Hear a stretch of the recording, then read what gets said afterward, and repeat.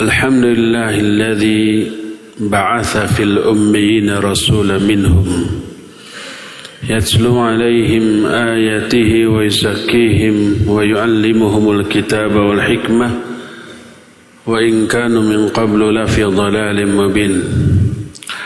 Wa asyhadu an la ilaha illallah al-malikul haqqul mubin. Wa asyhadu anna Muhammadan abduhu wa rasuluhu shadiqul wa'dil amin. Wassalatu wassalamu ala asyrafil anbiya'i wal mursalin wa ala alihi wa ashabihi ajma'in wa man tabi'ahum bi ihsanin ila yaumiddin wa ba'd. Hadirin jamaah Masjid Agung Al-Ukhwah Bandung, para pendengar radio Roja Cilengsi untuk Jabodetabek dan sekitarnya, pendengar radio Al-Bayan di Cianjur, radio Tarbiyah Sunnah Bandung, radio Rizki Kebumen, radio Satu Lombok, radio Suara Kalbu di Jayapura Irian Jaya, Radio Amuba di Pangkal Pinang, Radio Hidayah di Pekanbaru, Radio Roja Lampung, Roja Palembang, Roja Berau, Roja Pontianak dan Roja Tanjung Pinang, serta radio-radio sunnah lain atau channel TV lain yang ikut merelay kajian ini. Tak lupa pemirsa Roja TV di mana saja Anda berada, atau pemirsa melalui YouTube ataupun Facebook radio manapun dimanapun Anda berada. Alhamdulillah, sore ini kita kembali berjumpa. Kita sedang membahas rukun iman, baru rukun iman yang pertama. Kita sudah terangkan iman kepada Allah mencakup beberapa poin. Pertama, iman kepada kerububiyahan Allah, itu wajib. Iman kepada rububiyah Allah itu mengimani Allah sebagai Rabb, Allah sebagai pencipta, Allah sebagai penguasa, sebagai raja, pemberi rizki, pengatur seluruh kehidupan dan alam jagat raya ini. Itu berarti mengimani Allah sebagai Rabb, dan itu wajib. Dan keimanan seperti ini juga dimiliki oleh orang-orang musyrik, dimiliki oleh orang-orang kafir, bahkan orang ateis yang secara lisan mereka tidak mengakui Allah, secara verbal mereka mengingkari keberadaan Allah, bahkan mengaku dirinya sebagai sesembahan. Seperti siapa? Seperti Fir'aun. Hanya lisan semata-mata, karena arogansi, karena kesombongan, hati kecil mereka meyakini sebagaimana firman Allah, wajahadu biha wastaiqanatha anfusuhum dzulman wa uluwa. Nah, Fir'aun dan bala tentara itu menentang dakwah Nabi Musa, wastaiqanatha anfusuhum, padahal hati-hati mereka meyakini kebenarannya. Kata siapa? Kata Allah yang tahu hati mereka. Kenapa mereka menentang? Zulman wa uluwa, karena kezaliman dan ketakaburan, kesombongan, merasa diri tinggi. Jadi perkataan Firaun, ana rabbukumul a'la, aku Tuhanmu yang maha tinggi, itu sekedar ucapan verbal, lisan. Hatinya meyakini bahwa Allah itu ada dan wahyu yang Allah turunkan kepada Nabi Musa itu benar. Jadi orang musyrik pun, orang kafir pun, orang ateis pun yang secara lisan mengingkari Allah, hati mereka meyakini. Mereka juga memiliki keimanan kepada Allah dari aspek rububiyah. Mereka meyakini Allah ada, mereka meyakini Allah yang menciptakan alam jagat raya ini, mereka meyakini Allah yang menghidupkan, yang mematikan, mereka meyakini Allah yang memberi rizki, mereka meyakini Allah yang mengatur seluruh alam dan seluruh kehidupan ini. Jadi kalau kita sebagai orang muslim mengimani Allah sebatas itu saja, tidak ada bedanya dengan orang-orang musyrik. Nah, baru aspek yang kedua inilah yang membedakan kita dengan orang-orang musyrik. Apa aspek kedua? Mengimani Allah dari aspek al-uluhiyah. Makna al-uluhiyah itu meyakini Allah satu-satunya sesembahan yang hak, sesembahan yang benar, satu-satunya yang layak untuk diibadati. Hanya satu, tidak ada yang lain. Apakah orang musyrik menyembah dan beribadah kepada Allah? Ya. Orang musyrik juga menyembah dan beribadah kepada Allah. Kalau begitu, kenapa mereka disebut musyrik? Karena selain ibadah kepada Allah, juga ibadah kepada selain Allah. Orang kafir tidak beribadah kepada Allah. Orang ateis meyakini adanya Allah tapi tidak beribadah kepada Allah. Orang kafir meyakini adanya Allah tapi tidak beribadah kepada Allah. Orang musyrik meyakini adanya Allah, beribadah kepada Allah tapi juga beribadah kepada selain Allah. Mereka tidak mengesahkan Allah dalam hal ibadah. Kepada Allah nyembah, kepada selain Allah juga nyembah. Maka seorang muslim wajib meyakini Allah satu-satunya sesembahan yang berhak disembah. Sesembahan lain yang disembah selain Allah batil.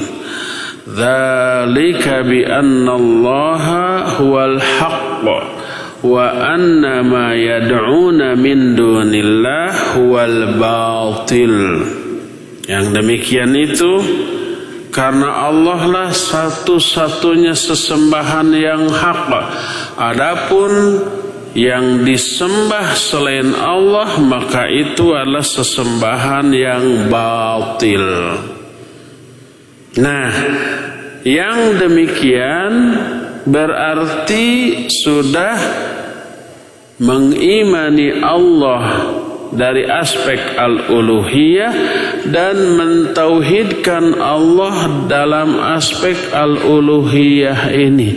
Mentauhidkan itu mengesahkan Allah satu-satunya sesembahan yang hak. Makna al-uluhiyah adalah ibadah, sebab al-ilah maknanya al-ma'bud. Al-ilah artinya al-ma'bud, sesembahan. La ilaha, tidak ada ilah, tidak ada sesembahan yang hak, yang sebenarnya, illallah, kecuali hanya Allah semata-mata. La syarikalah, tidak ada sekutu, tidak ada saingan, tidak ada tandingan, tidak ada yang menyamainya. Karena al-ilah adalah al-ma'bud, al-uluhiyah maknanya ibadah, maka mengesahkan Allah dari aspek ini kadang disebut tauhid al-uluhiyah, kadang disebut tauhid al-ibadah. Tauhid uluhiyah sinonim dengan tauhid ibadah, karena meyakini Allah satu-satunya ilah, Allah satu-satunya sesembahan, Allah satu-satunya yang layak untuk diibadati. Apa makna dari ibadah? Secara bahasa ibadah artinya adzul. Adzul itu rendah atau hina. Tariq mu'abbad maknanya adalah jalan yang merendah, jalan yang mudun, jalan yang menurun, yang semakin lama semakin merendah. Itu disebut tariq mu'abbad.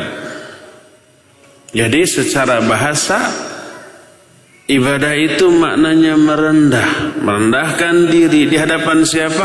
Hanya di hadapan Allah Azza wa Jalla.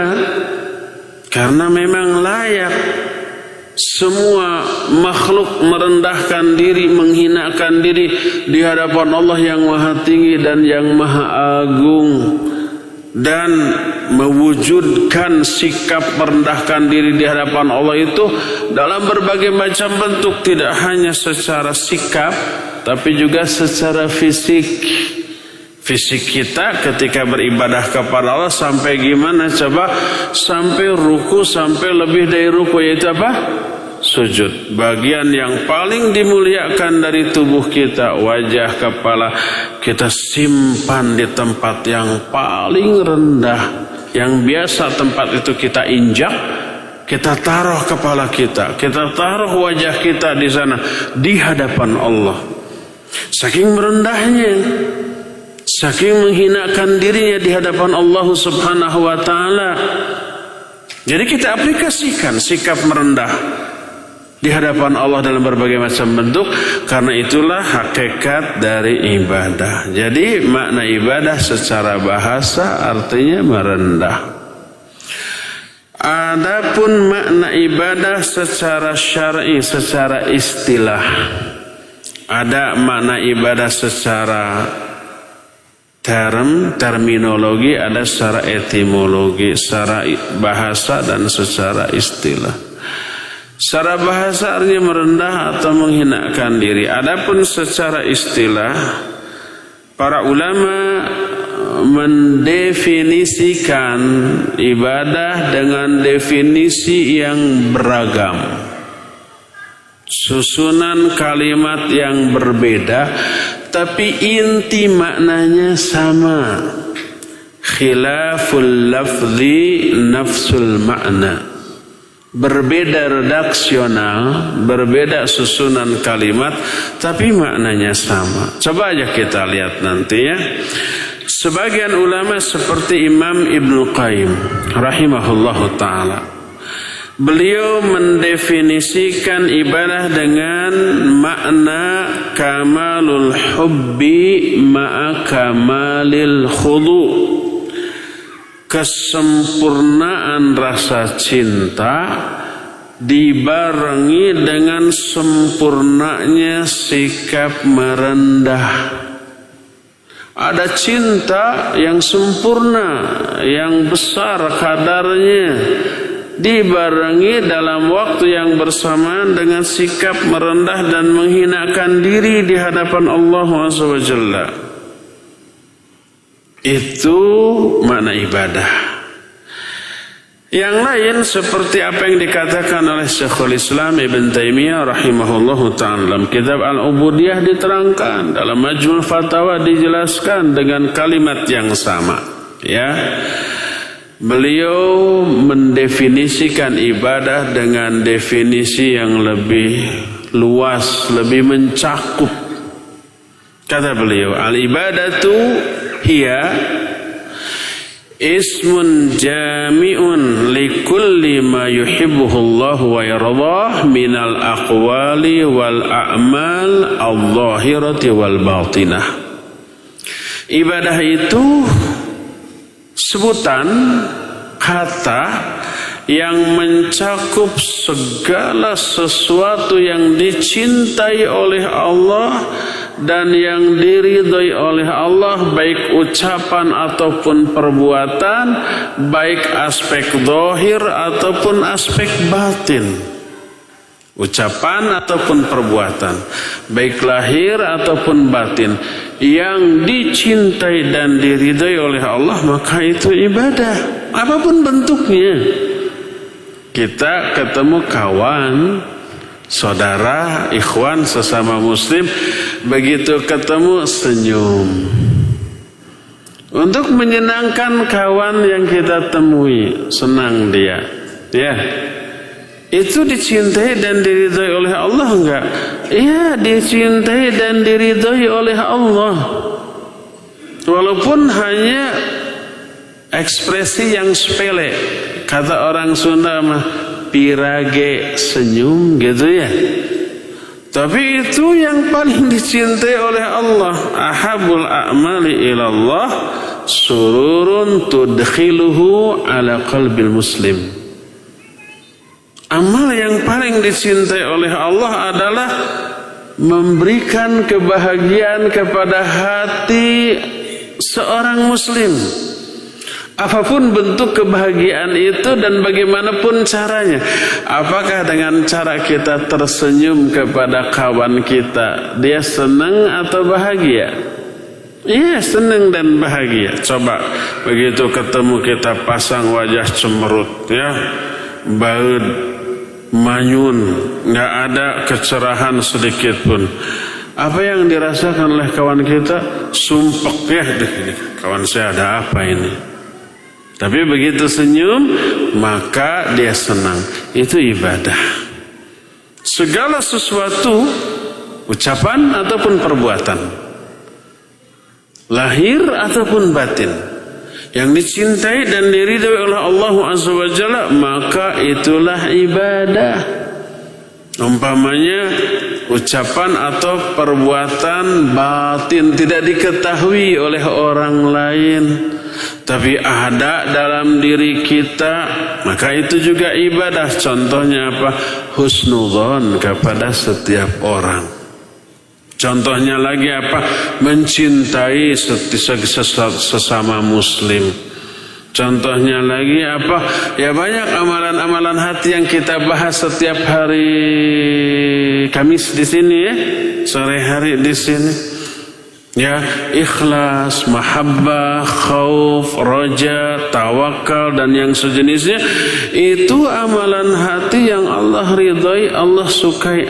Itu juga ibadah. Ta'rif ini, definisi ibadah seperti yang barusan diterangkan, itu ta'rif yang mencakup, yang lebih lengkap, ya. Apakah ta'rif ini bertolak belakang dengan ta'rif atau definisi yang dikemukakan oleh Imam Ibnu Qayyim tadi? Tidak. Imam Ibnu Qayyim tadi menyatakan ibadah itu adalah kamalul hubbi ma'a kamalil khudu'. Sempurnanya rasa mencintai dan sempurnanya sikap merendah. Ini hanya ungkapan yang berbeda redaksional, tapi maknanya adalah sama. Maka berkata muallif hafizahullahu ta'ala, لأن الحب التام مع الذل التام يتضمن طاعة المحبوب والانقياد له فالعبد هو الذي ذل له الحب والخضوع لمحبوبه فبحسب محبة العبد لربه وذله له تكون طاعته فمحبة العبد لربه وذله له يتضمن عبادته له وحده لا شريك له. Karena rasa cinta yang sempurna dibarengi dengan merasa hina dan rendah yang juga sempurna. Cinta kepada Allah sempurna, merasa hina di hadapan Allah sempurna, maka akan mengakibatkan ketaatan, ketundukan kepada yang dicintai. Maka seorang hamba yang dipenuhi dengan rasa cinta dan rasa hina kepada pihak yang dicintainya, mengakibatkan dia tunduk dan patuh kepada pihak yang dicintai. Ketundukan dan kepatuhannya, ketaatannya berbanding lurus dengan kadar cinta dan kadar merasa hina di hadapan Allah Azza wa Jalla. Jadi sehebat apa ibadah kita, cermin dari seberapa besar cinta kita kepada Allah dan sikap merendah kita kepada Allah Subhanahu wa ta'ala. Lalu ibadah yang diperintahkan yang mengandung dua unsur tadi, maka wajib dibangun di atas 3 rukun. 3 rukun ini tidak boleh lepas dari ibadah yang kita lakukan. Ibadah yang kita lakukan harus dibarengi dengan 3 rukun ini. Apakah ketiga rukun ini? Pertama ada rasa mahabbah kepada Allah. Apa mahabbah itu? Cinta. Wajib ada rasa cinta kepada Allah. Dan rasa cinta ini lahir karena tauhid ar-rububiyah yang Jumat yang lalu kita terangkan. Coba nanti di dalam membahas tauhid asma wa sifat, kita mengenal beberapa nama dan sifat Allah. Di antaranya Allah itu Al-Wahhab. Wahhab itu Maha Pemberi. Ar-Rahman, Ar-Rahim, Al-Ghafur. Allah itu juga Ar-Razzaq, Allah juga Karim, Allah juga Al-Jawad, sangat dermawan ya. Allah Al-Muhsin, dan banyak lagi sifat-sifat Allah yang membuat kita cinta kepada Allah. Gimana enggak cinta? Allah itu Maha Pemberi, pemberi rizki, Maha Pengasih, Maha Penyayang, Maha Pengampun, Maha Pembalas syakur, pembalas seluruh amalan yang dilakukan oleh hamba.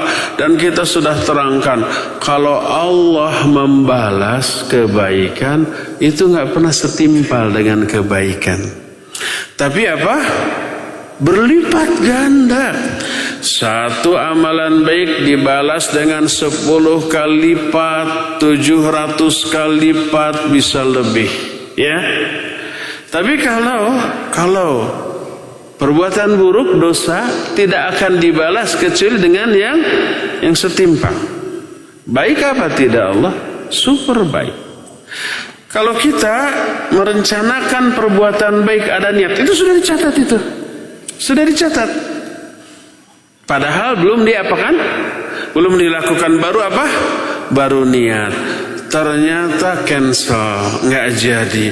Cancelnya nggak jadinya tanpa alasan, hanya malas. Nggak jadi ya.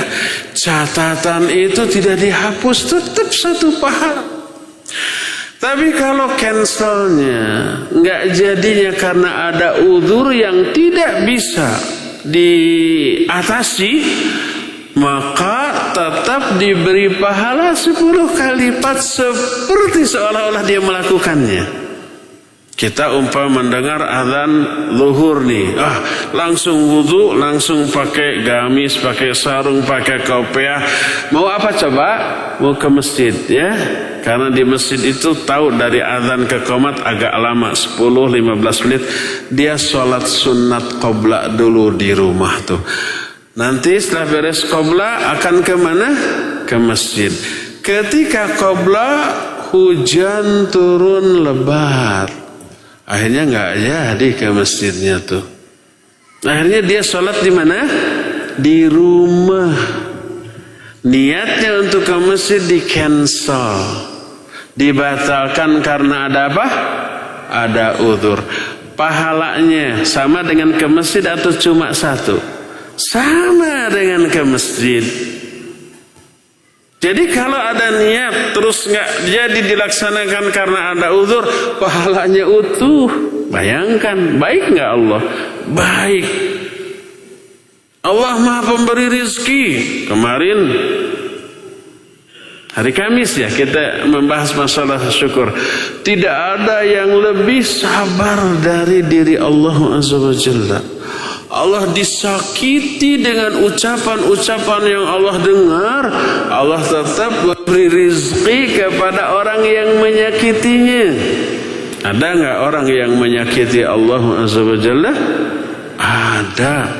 Bagaimana ucapan yang menyakiti Allah itu? Mereka mengatakan Allah punya anak. Menyakiti enggak? Iya, menyakiti. Subhanah bal ibadum mukramun. Itu orang musyrik yang ngomong Allah punya anak. Yang dimaksud Allah punya anak itu para malaikat itu oleh mereka dianggap anak-anak Allah dan berjenis kelamin apa? Wanita. Innal ladzina la yu'minuna bil akhirati yusammunal malaikata tasmiyatal untha. Orang yang tidak beriman kepada hari akhirat itu menamai malaikat dengan sebutan perempuan. Malaikat itu mereka yakini berjenis kelamin perempuan, bersayap, bisa terbang, di tangan kanannya ada tongkat, di ujung tongkatnya ada bintang, di atas kepalanya ada lingkaran putih.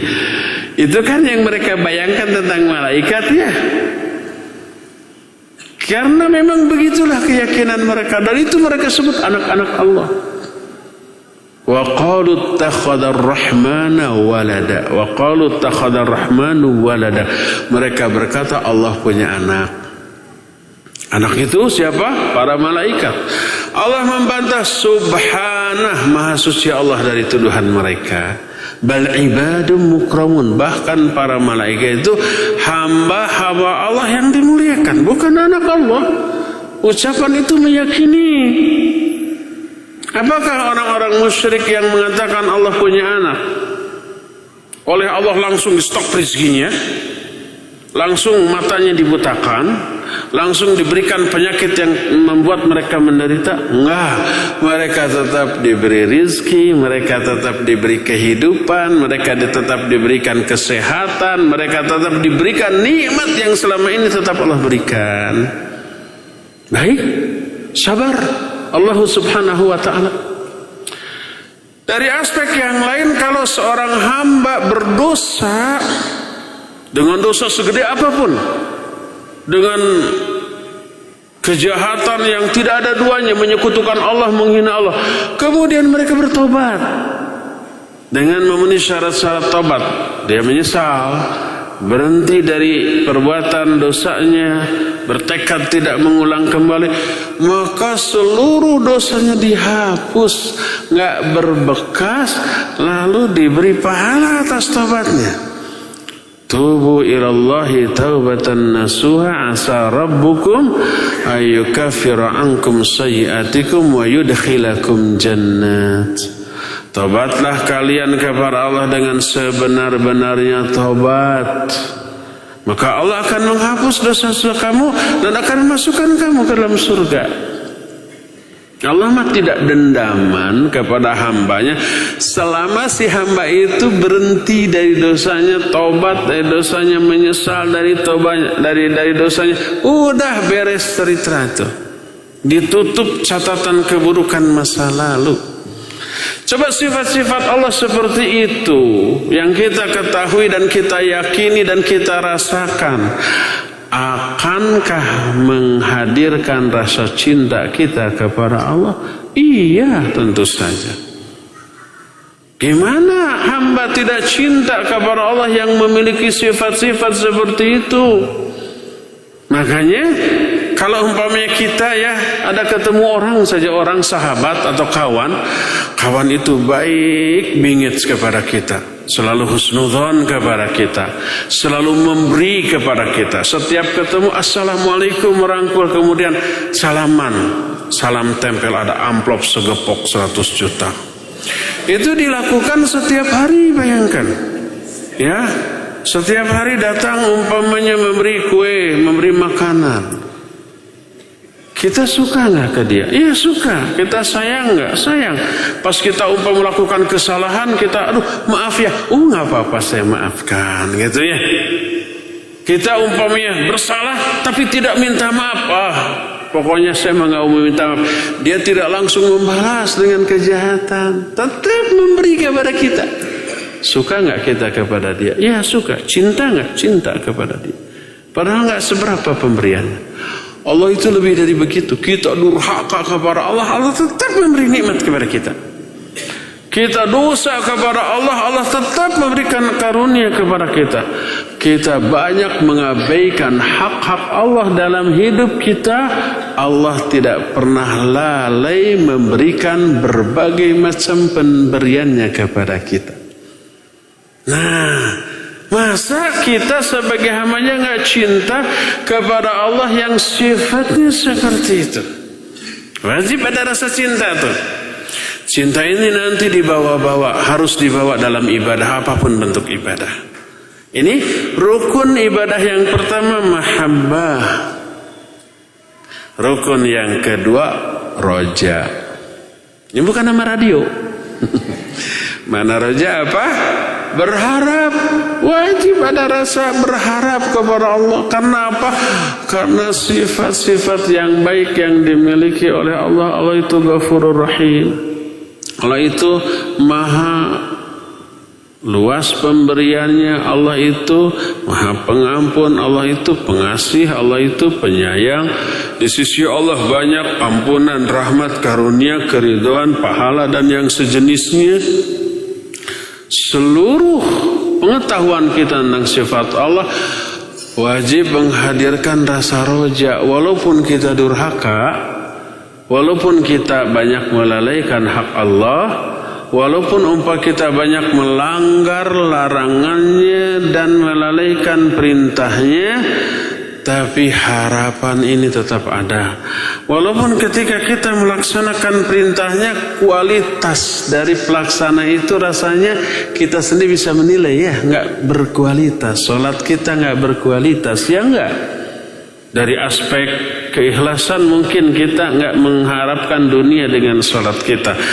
Tapi dari aspek kekhusyuan, berapa persen kekhusyuan kita selama sholat? Belum tentu mencapai 10%, ya tidak.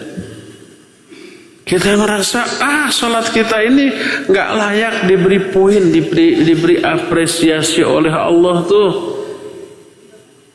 Begitu juga ibadah kita yang lainnya, saum. Saum cuma nahan lapar, haus dan syahwat sudah. Tapi waktu yang kita lalui selama saum diisi oleh apa? Nah, ini yang menentukan kualitas dari saum kita. Kita sendiri bisa menilai, saum kita ini kayaknya nggak layak diberi nilai itu. Kalau penilaian skala 1 sampai 10 mungkin nilai kita 1 atau 2 lah gitu ya. Kalau ujian, ulangan di sekolah, lulus nggak 1 atau 2? Enggak, 5 juga nggak lulus ya. Minimal 6,0 gitu kan. Ini kita cuma 2, jauh. Nggak akan lulus kita. Demikian juga ibadah-ibadah yang lainnya. Kita merasa apa? Merasa kayaknya jangan-jangan ibadah kita ditolak. Tapi sekalipun demikian, kemaha pengampunan Allah, maha baiknya Allah, Rahman dan Rahimnya Allah menyebabkan harapan diterimanya ibadah itu tetap ada. Harapan memperoleh ampunan Allah itu tetap ada. Harapan memperoleh karunia dan keridhaan Allah itu ada tetap. Ini rukun yang kedua. Sebab tanpa ada harapan kita akan putus asa. Rukun ketiga dari ibadah, khauf, takut. Allah memang baik. Allah layak diharapkan seluruh karunia-Nya. Tapi ingat, selain Allah itu Ghafurur Rahim, selain Allah itu Rahman dan Rahim, Allah juga Syadidul Iqab.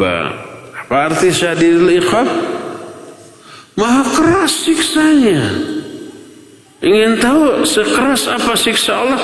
Baca ayat dan hadis tentang neraka, mengerikannya. Baca hadis-hadis tentang azab kubur, menakutkan.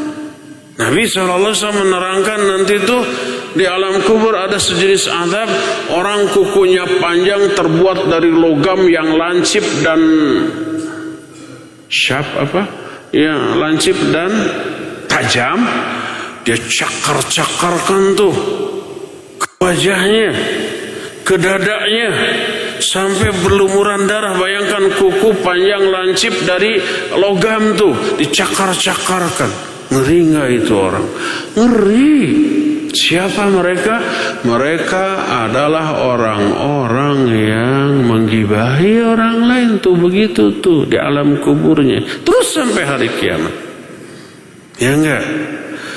Nabi SAW menceritakan salah satu azab kubur. Ada orang yang duduk, di sampingnya ada orang yang berdiri. Orang yang berdiri itu memegang besi yang lancip di sebelah kanannya. Tiba-tiba itu besi yang lancip ditusukkan ke rahang orang yang duduk sampai menembus ke tengkuk. Sakit apa tidak? Ya pasti sakit. Jangankan ditusuk dengan besi panjang lancip sampai menembus ke tengkuk dari rahangnya. Kalau kita makan ikan asin atau makan pepes ikan mas, itu kan bukan merek ya. Terus ayat cucukan, apa cucuk teh? Ada duri lunak. Terus kita makan dengan durinya, ternyata kabereyan. Kabereyan itu keselak beda lagi. Jadi si duri yang kecilnya itu nancap di tenggorokan. Pernah mengalami demikian? Dalam bahasa Sunda itu disebut kabereyan. Tulis kabereyan. Mungkin bahasa Indonesia tidak ada. Tersiksanya kita ya. Minum sampai segalon habis nggak ada ini juga. Akhirnya dibatukan, keluar. Cuma sekecil rambut ya enggak. Tapi menderitanya luar biasa. Ada nggak orang keselak duri sampai dioperasi? Ada. Menderitanya luar biasa. Bayangkan ini dengan besi yang runcing dan panjang ditusukkan ke rahang, tembus ke tengkuk. Waliyadzubillah. Terus dia cabut lagi. Menusukkannya sakit, mencabutnya sakit juga.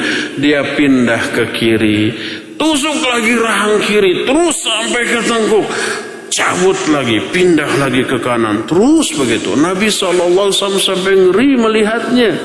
Nanya ke Jibril yang waktu itu mendampinginya. Di akhir hadis itu dikatakan, itu azab kubur bagi para pendusta. Ngeri nggak? Menurut kita lah cuma bohong ya.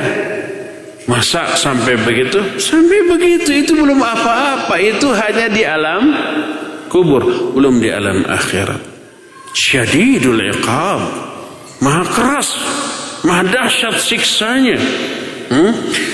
Selain Allah syadidul iqab, Allah juga maha pencemburu. Kecemburuan Allah muncul bila seorang hamba mendatangi larangan Allah, melanggar larangan Allah, Allah maha cemburu. Suatu saat Nabi SAW mendengar seorang sahabat namanya Sa'ad.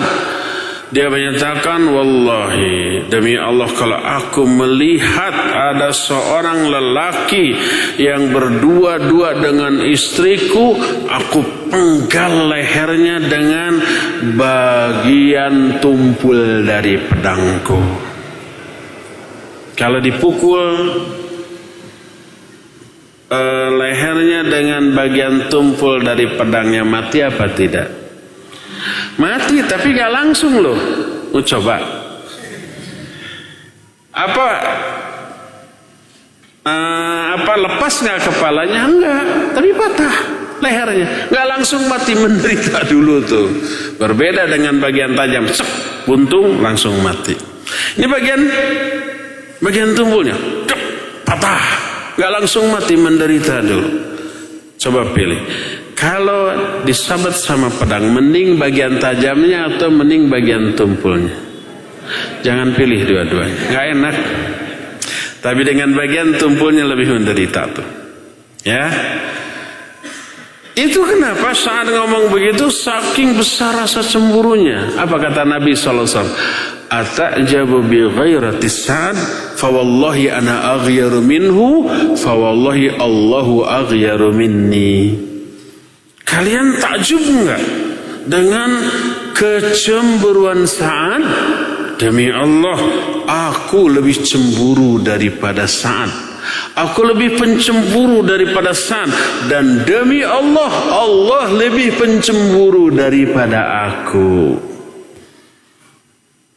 Jadi Allah Maha Pencemburu, kata Nabi SAW. Dan kecemburuan Allah itu muncul ketika seorang hamba mendatangi larangan Allah untuk dilanggar. Nah, Allah Syadidul Iqab, Allah itu Maha Pencemburu, dan Allah itu Maha Pembalas.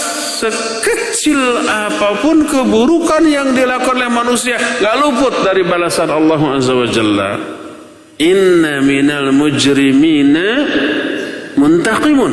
Kami kepada orang-orang durhaka itu Maha Pembalas. Wa may ya'mal mithqala dzarratin syarran yarah. Siapa yang beramal dengan amal keburukan walaupun sekecil debu, dia akan melihat akibatnya, akan melihat balasannya dari Allah Subhanahu wa taala, ya. Jadi seluruh sifat Allah itu menghadirkan rasa takut.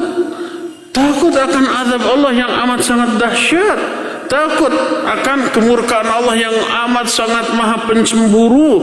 Takut atas kejelian Allah di dalam melihat kesalahan hamba sekecil apapun pasti dibalas. Dan banyak lagi sifat-sifat lain yang mengharuskan kita memiliki rasa takut yang besar. Jadi seluruh sifat Allah itu menghadirkan 3 rukun ibadah.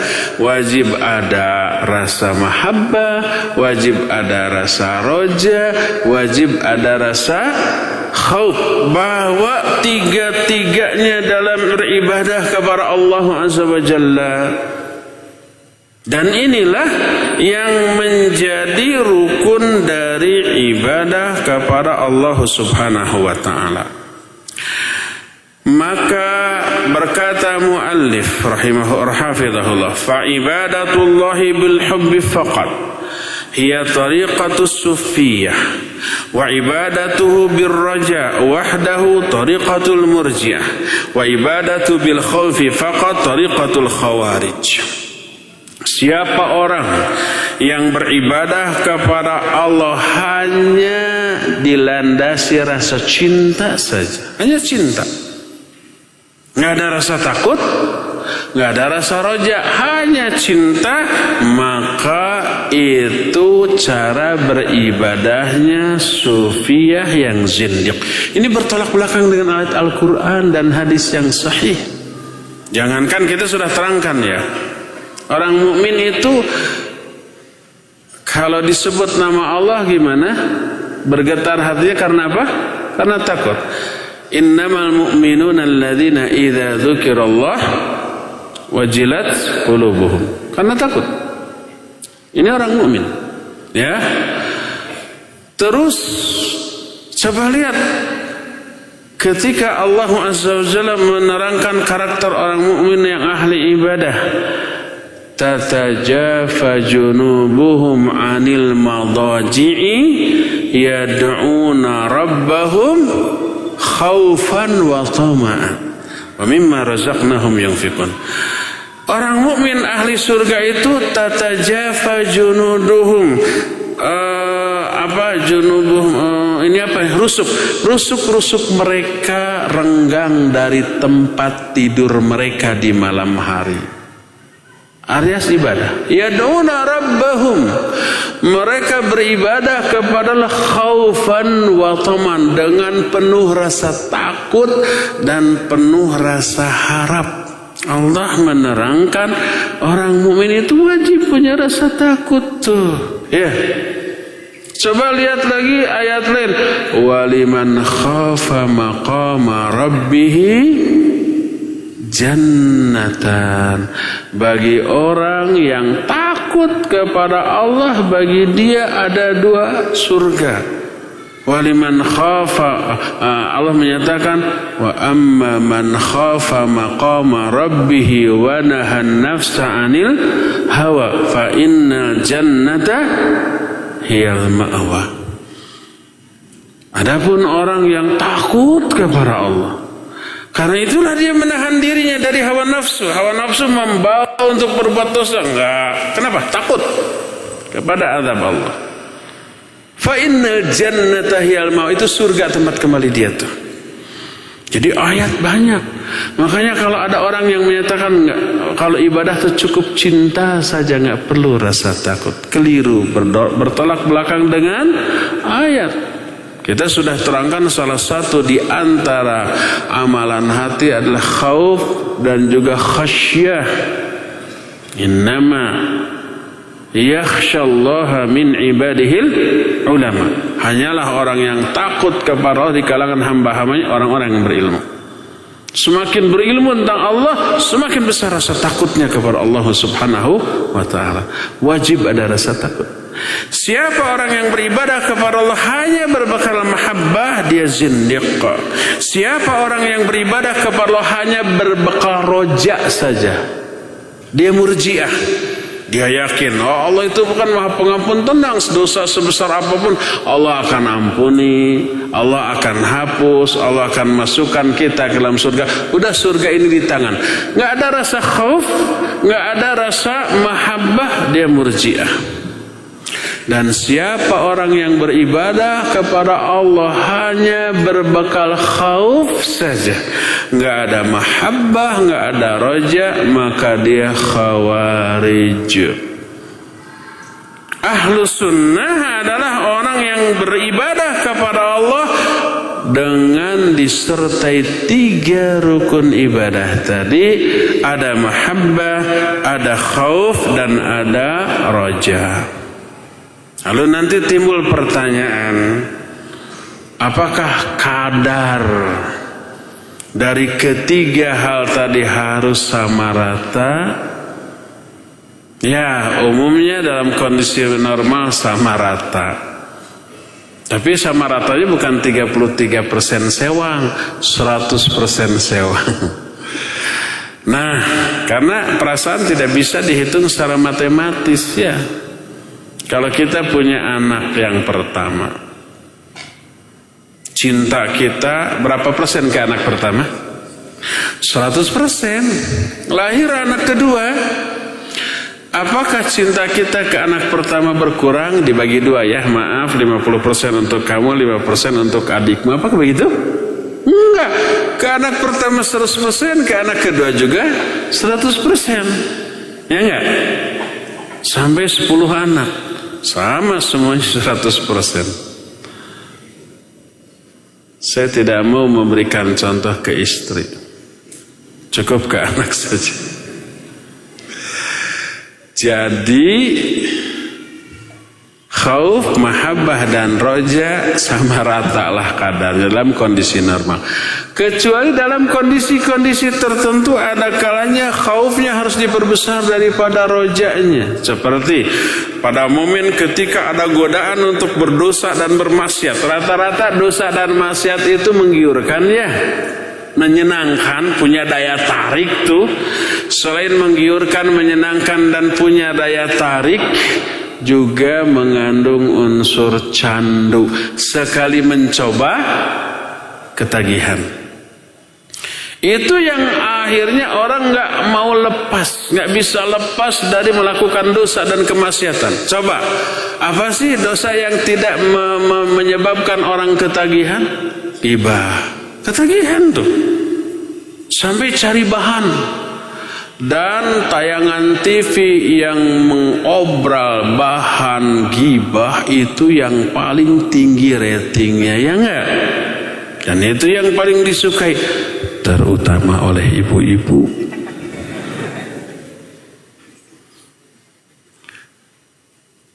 Itu mengandung unsur candu. Kalau nggak ghibah nggak seru.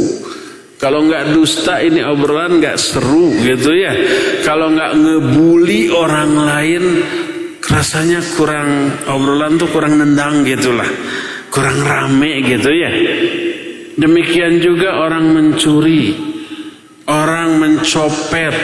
Dan mencuri-mencopet itu tidak hanya di bis kota, tidak hanya di angkot, tidak hanya di kereta, tapi di masjid juga ada. Ada pencurian di masjid? Ada. Kenceleng dibongkar banyak. Sendal setiap pengajian ada selalu yang hilang. Saya sudah 3 kali.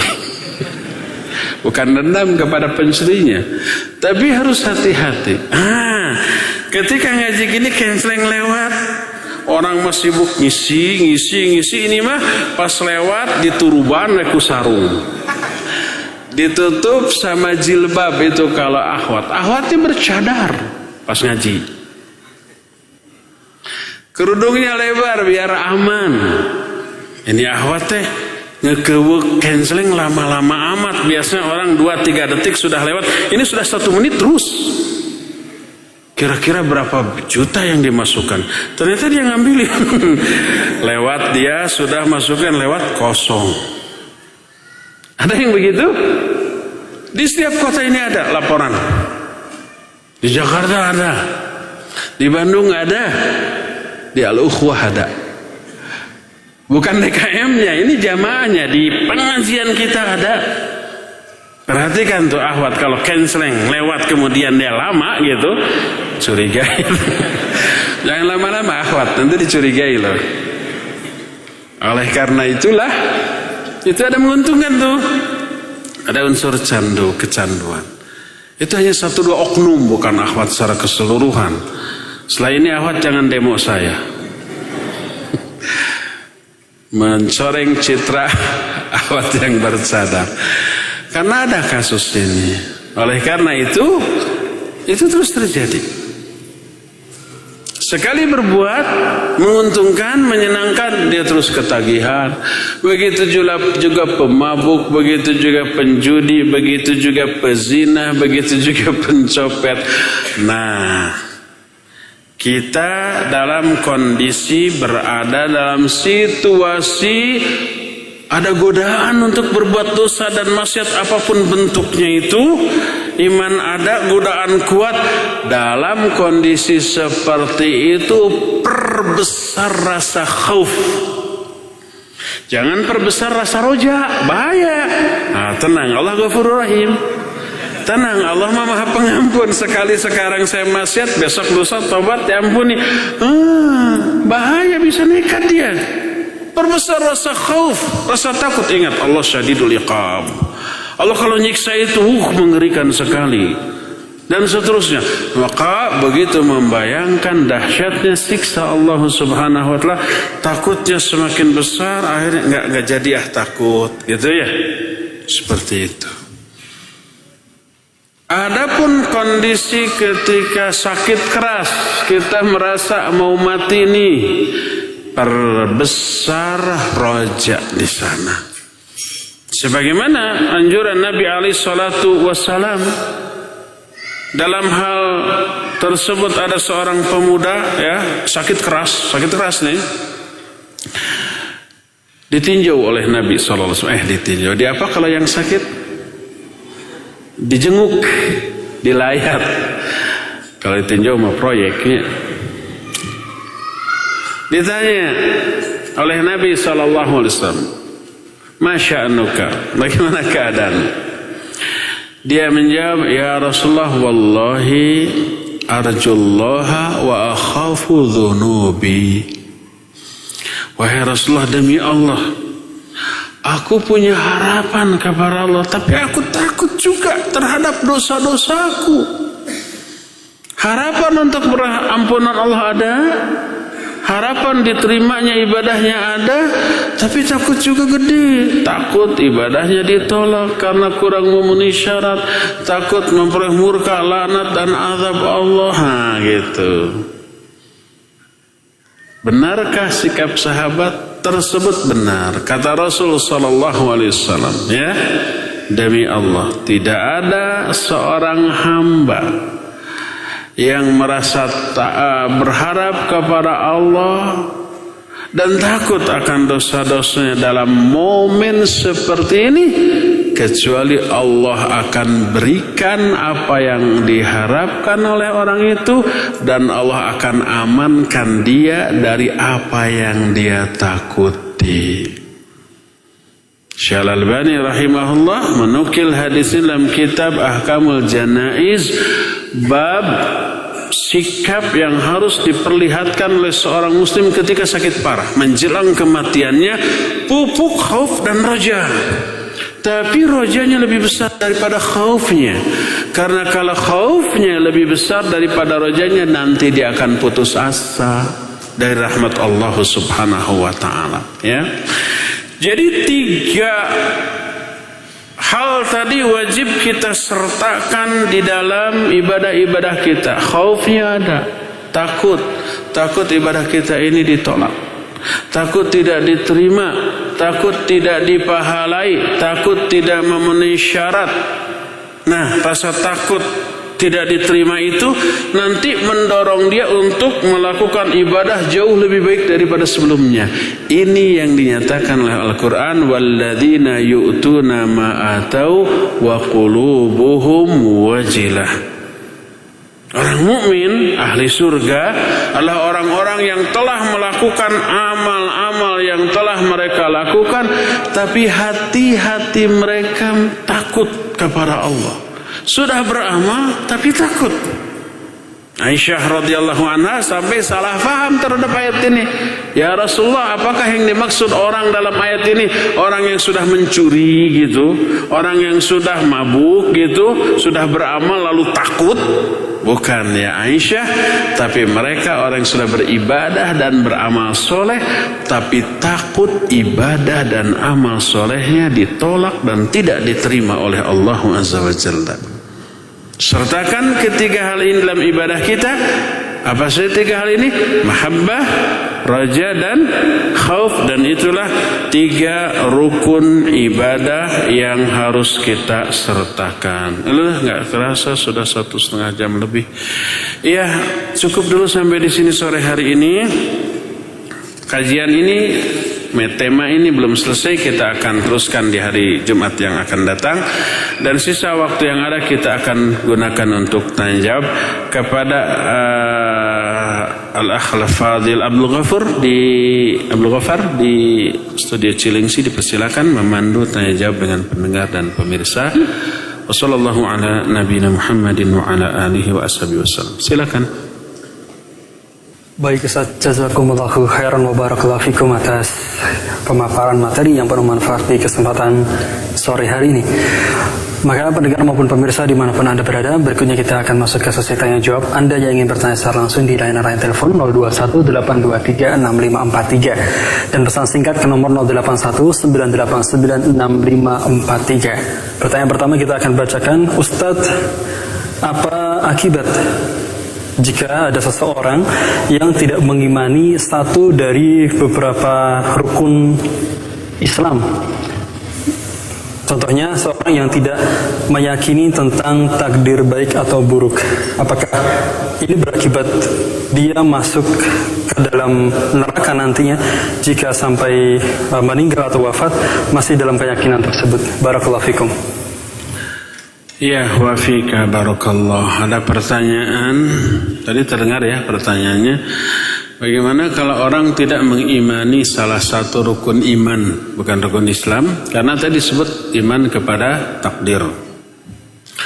Kalau orang iman kepada Allah, para malaikatnya, kitabnya, rasulnya, hari akhir, tapi tidak iman kepada takdir. Tidak iman kepada takdir berarti tidak iman kepada Allah, kepada kitabnya, kepada para rasulnya. Karena Allah juga kitab Al-Quran, juga para rasul, termasuk Rasul Muhammad SAW dalam hadisnya yang sahih, mewajibkan kita beriman kepada takdir. Siapa yang tidak beriman kepada takdir berarti dia tidak beriman kepada Al-Quran, tidak beriman kepada para rasul, tidak beriman kepada Allah Subhanahu wa ta'ala, ya. Nanti lebih detailnya kita akan terangkan ketika menjelaskan bab iman kepada takdir. Salah satu dalilnya adalah Allah berfirman, "Ma asaba min musibatin fil ardi wala fi anfusikum illa fi kitabin min qabli an nabra'aha." Ini ayat tentang takdir. Ma asaba min musibatin fil ard, tidak ada satupun kejadian yang terjadi di muka bumi, wala fi anfusikum, atau yang menimpa diri-diri kalian, illa fi kitabin, kecuali kami telah catatkan dalam sebuah kitab. Maksudnya kitab Lauhul Mahfuz, min qabli an nabra'aha, sebelum kami menciptakan langit dan bumi ini. Jadi takdir segala sesuatu ini sudah dicatat, kata Al-Quran di surah Al-Hadid ayat 22 dan 23, ya. Ketika merangkan ayat ini, Nabi SAW menyatakan, "Innallaha khalaqal khalqa wa qaddara maqadirahu min qabli ayakhluqas samawati wal ard bi khamsina alfasana." Hadis ini sahih riwayat Imam Muslim. Sesungguhnya Allah telah menciptakan seluruh makhluk dan menetapkan takdir-takdir dari seluruh makhluk itu 50.000 tahun sebelum Allah menciptakan langit dan bumi. Langit dan buminya belum ada, tapi perencanaan tentang apa yang akan terjadi di langit dan di bumi itu 50.000 tahun sebelumnya itu sudah dirumuskan, sudah dicatatkan. Kalau umpamanya insinyur bangunan, arsitek dan sipil mau membangun sebuah bangunan, sebelum bangunan itu dibuat dulu nggak rancangannya? Iya. Berapa lama sebelumnya itu tuh? 2 tahun atau beberapa tahun sebelumnya, ya. Secara detail konstruksi fondasinya gimana, bahan besinya ukurannya segimana, semen dan adukannya segimana, itu kan detail, ya. Terus termasuk tidak hanya fisik bangunan tapi juga AMDAL, analisa dampak dan lingkungan. Ini kalau bangunan ini dibangun di sini, efeknya apa ke masyarakat sekitar, ke lalu lintas? Bikin macet apa tidak? Bikin banjir apa tidak? Bikin kering sumur-sumur sekitarnya apa tidak? Kan gitu, ya. Dirinci berapa tahun sebelumnya? Mungkin 2-3 tahun atau 5 tahun sebelumnya. Kalau gedungnya gede, ya, tergantung lokasi merennya. Nah, setelah rancangan beres, semuanya dianggap sempurna, barulah dilaksanakan. Allah sebelum menciptakan langit dan bumi 50.000 tahun sebelum sudah Allah tetapkan takdir-takdirnya tuh, dan Allah catatkan di Lauhul Mahfuz. Inilah yang dimaksud dengan ayat ma asaba min musibatin fil ardi wala fi anfusikum illa fi kitabin min qabli an nabra'aha. Inna dzalika 'ala Allahi yasir. Tidak ada kejadian yang terjadi di muka bumi atau yang menimpa diri-diri kalian, kecuali semua itu telah Allah takdirkan, Allah catat di Lauhul Mahfuz sebelum Allah ciptakan langit dan bumi. Inna dzalika 'ala Allahi yasir, dan itu amat sangat mudah bagi Allah. Kalau insinyur mungkin kesulitan, sering salah gitu, ya, memeras otak, memeras keringat, menghabiskan waktu potensinya, kesulitan. Kalau Allah dalam merancang semua itu yasir, mudah bagi Allah. Itu ayat, dan ayat itu bukan satu-satunya, bertebaran puluhan ayat dalam Al-Quran tentang takdir. Hadis lebih banyak lagi. Kalau orang tidak beriman kepada takdir, sama dengan tidak beriman kepada ayat-ayat Allah tentang takdir dan hadis-hadis Nabi SAW tentang takdir tersebut. Makanya sudah kita katakan sejak awal, keenam rukun 6 ini saling berkaitan. Satu diingkari berakibat mengingkari keseluruhan dari rukun iman tadi, ya. Demikian, wallahu alam bissawab. Silakan lagi Abdul Ghaffar. Baik, masih di layanan telepon, kita akan coba angkat. Untuk Anda yang ingin bertanya seputar pembahasan di kesempatan sore hari ini. Nah, silakan. Baik, halo. Halo, Assalamualaikum warahmatullahi wabarakatuh. Waalaikumsalam warahmatullahi wabarakatuh. Dengan siapa, dari mana, maaf? Dari Ibu Nur di Asiris. Silakan Ibu Nur. Ya, terima kasih. Ini Ustaz, ketika kita sedang bersemangatnya kita dalam beramal, terus timbul perasaan yang ingat hadis yang mengatakan seseorang yang beramal dengan amalan surga di akhir kehidupannya dia beramal dengan amalan neraka. Nah, itu yang menyebabkan dia masuk neraka. Ini membuat timbul rasa takut di hati Ustaz. Bagaimanakah kita menyikapi hal yang seperti ini? Assalamualaikum warahmatullahi wabarakatuh. Insyaallah. Waalaikumsalam warahmatullahi wabarakatuh. Ya Ibu Nur ya, barakallahu fik. Betul, ada hadis dan hadis itu sahih ya. Nabi SAW bersabda, "Innar rajula la ya'malu bi amali ahlil jannah hatta la yakuna bainahu wa bainaha illa dhira'. Fayasbiqu 'alaihi al-kitab wa ya'malu bi amali ahlin nar fayadkhuluha." Ada orang yang selalu beramal dengan amalan-amalan ahli surga, ibadah, amal soleh, tauhid ya, sampai tak ada jarak antara dia dengan surga kecuali satu hasta. Tapi ketetapan Allah mendahului. Dia belot beramal di akhir kehidupannya dengan amalan ahli neraka, mati dalam keadaan demikian lalu dia masuk ke dalam neraka. Ya, hadis itu ada dan itu yang wajib menghadirkan rasa takut. Takut kita seperti itu. Makanya jangan kepedean. Kalau sekarang kita merasa ibadah sedang semangat, beramal soleh, pasti surga lah di tangan. Enggak. Kita belum tentu akhir kehidupan kita. Perlu takut, perlu ya.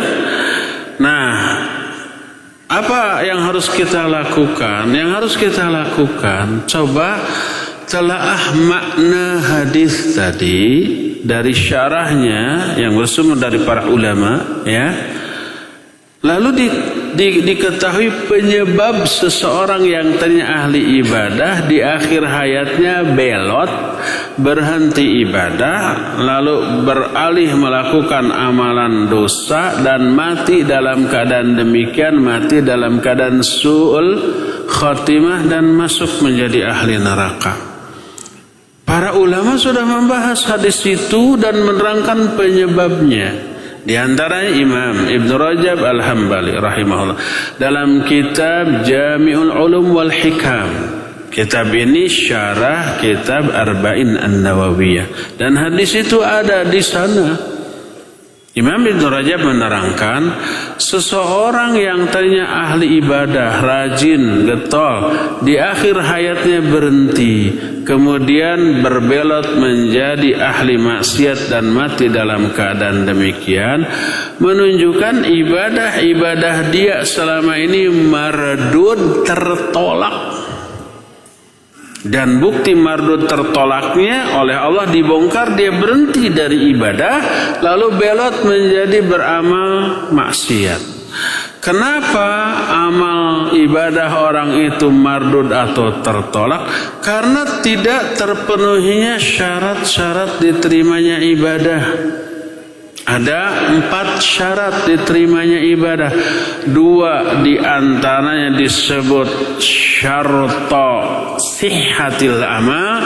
2 yang sisanya disebut syarta kamalil amal.